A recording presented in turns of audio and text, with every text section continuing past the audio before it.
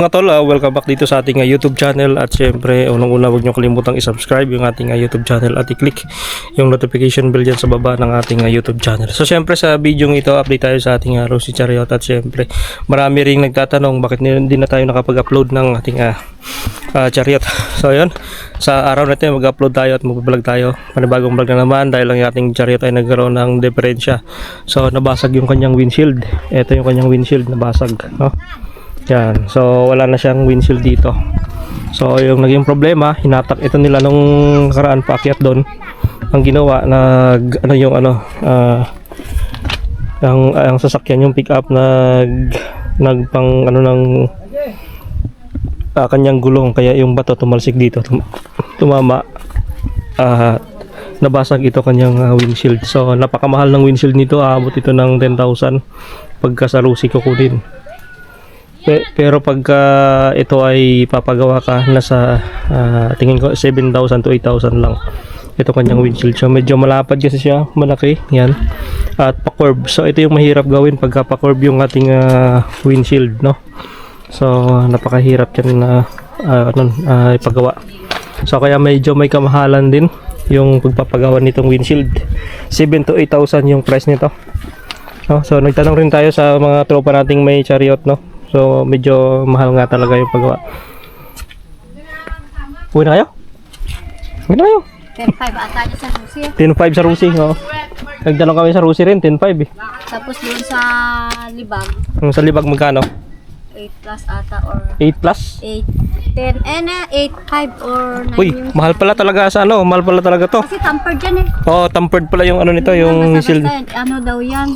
Kumbaga, i-order pa. May order pa pagka sa Rosy, no? Pero pagka ito ay kahit daw order din.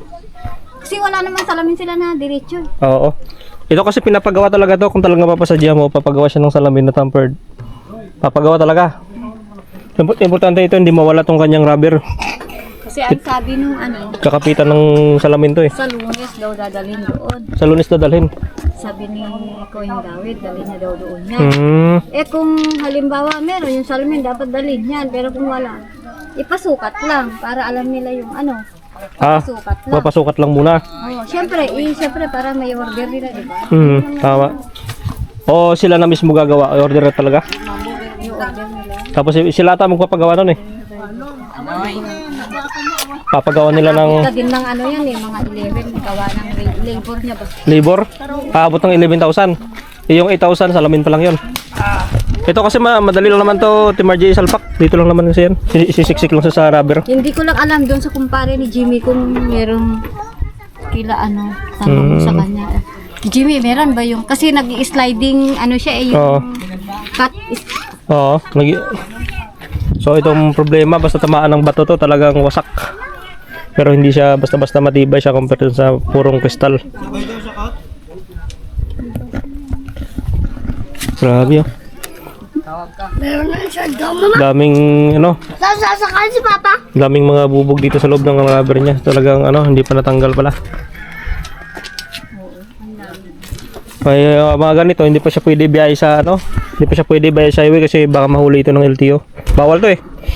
May multa ito na 5,000 pag nahuli. Walang windshield. Dito daw, bawal. Bawal walang windshield. Saka Pag sa highway. tamaan ka daw ng bato, wala kang Wala kang sisi. Wala kang masisi niyan. Yun sabi nung pulis eh. Oo. Kinausap ako ni Babaran. Tapos doon kahapon kasi naglalakad ako. Ano sabi? Kinausap ako. Yung Chariot na kulay blue na ginapaligid, huwag gamitin yun.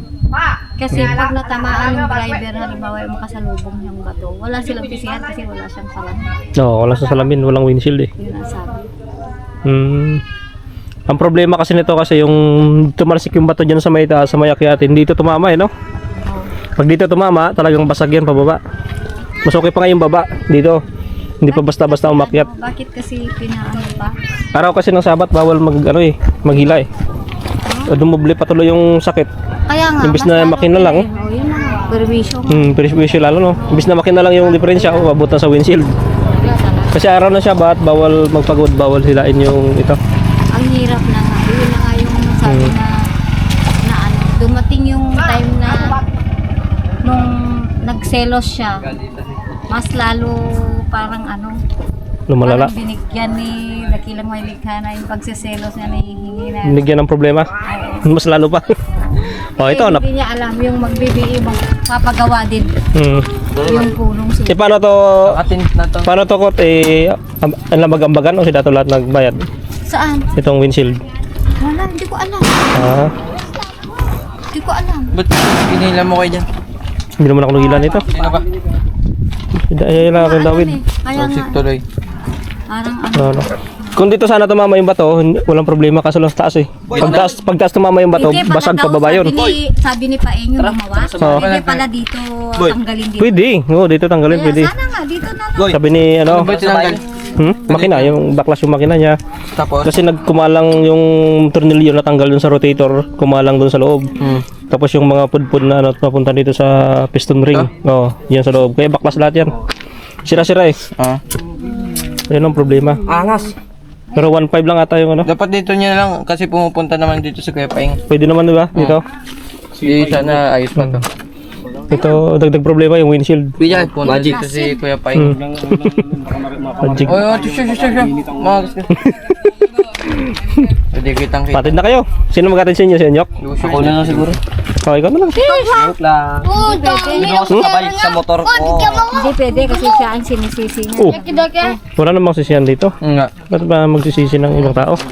Kasi Boy, tara sabay. kahit sabi nga ni Elder Rubin, dapat hindi sinisisihan yan. Oo. Dapat lang na ano. Tapat lang, natapatan lang. Yan, ikaw na tawin. Dahil green na tawin. Dapat hindi walang sisihan. Surprise namin sila gumagamit niya. Ayun lang. Sabi niya gano'n eh. Hindi nasira yung kung hindi yung ano.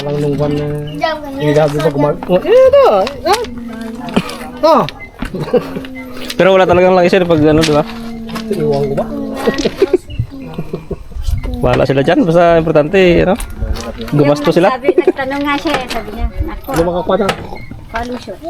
Mamahal kasi ng pyesa nito eh. Patid na kayo. Oh, galing nga marunong. Marunong ka yan? Hay! Hay! Huwag mo pakialam! Hay! Kaya mo dito ko. Yun mga tol na so, napakamahal ng windshield. Ikaw mag-drive, Kay?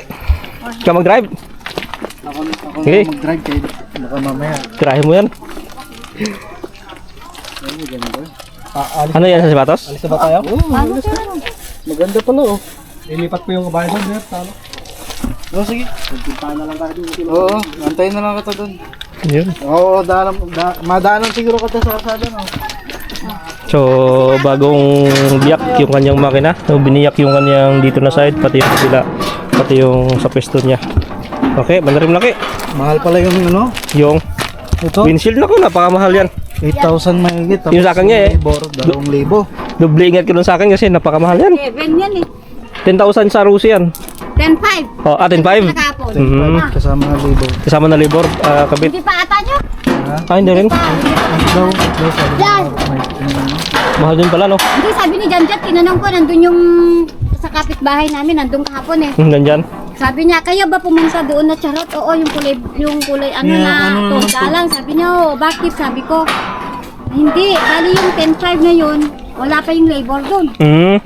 Napakamahal pala. Mataas nga daw yan. Taas ang presyo. Okay. Subukan mo na, pagpandarin mo na. Para marinig natin kung Jam, jam! walang windshield. Eh, makakabitan din ng windshield to. Pa to. Sige nga, sige nga. Oh, dito, mga dito. Ayun. Tahimik makina, oh. Bagong biyak yung makina, eh. Tahimik. Okay, pinalitan ng piston ring yan. Ha? Pinalitan pala? Kaya pala ang tahimik ng makina, eh. Ayun dito. Bago pala piston ring. Bagong sinsel din, no? Oo. Yun. Kaya, kompleto na ata. Okay. Ingat kayo, ingat. Ingat po, ingat.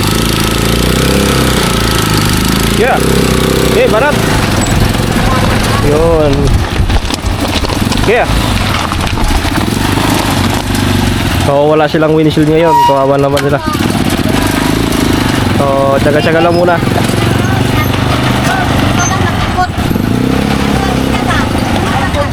Yun, wala silang windshield ngayon kasi nasira yung windshield nila. tinamaan ang bato na malaki sa taas banda kaya nabitak.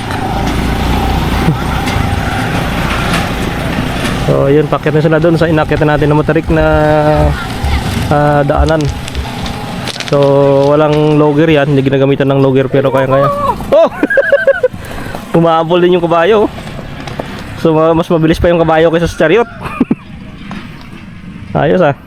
So ayan mga tol, no, ingatan ninyo yung inyong mga windshield kasi napakamahal niyan magpagawa ng windshield. Grabe, 10,000 pa naman yung windshield plus 2K na labor, no?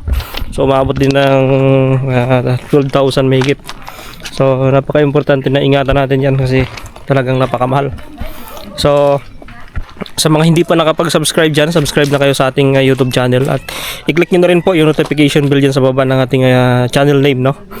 Click nyo po yung subscribe button, click nyo po yung bell all. So marami pa tayong i-upgrade at sa ating chariot. So yun lang masasabi ko pagdating sa mga walang windshield dyan. Huwag nyo itatakbo sa mga national highway kasi bawal yun. Baka mahuli kayo ng HPG or LTO at magmumulta kayo ng 5,000 pag walang windshield. So ito nga katulad nito, ang Bokyo, talagang takahuli din yan pagdating sa national highway. Mabusisi, maraming tanong-tanong at maraming tingin-tingin sa mga gilid-gilid, no? So ayun, sa mga karosi chariot natin dyan, ingat-ingat at lagi nyong alagaan yung inyong chariot para hindi masira. So yun, thank you for watching guys.